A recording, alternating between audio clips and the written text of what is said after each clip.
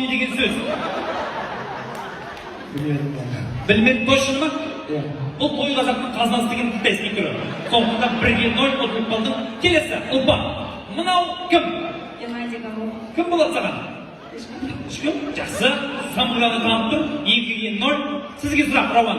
Бұл кім? Штангист. Уверенсіз ба? Жоқ. Қара.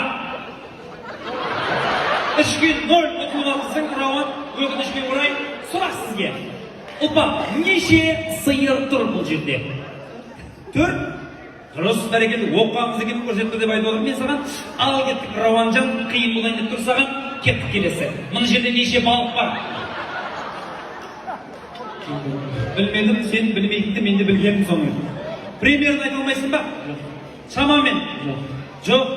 Жоқ болса жоқ болды. 5-0 болып ұтылып атсың. Қазір жағдай қиындайды. Ұтылып қалсаң сен бір задание орындайсың. Сондықтан да мүмкіндігінше ұтылмауға дұрыс. Ұлпа, сізге сұрақ. Мынау кім? Димаш Құдайберген. Келесі дұрыс жауабы. Дұрыс, бәрекелді. Димаш Құдайберген екен, ардақты ағайындар. Сізге сұрақ.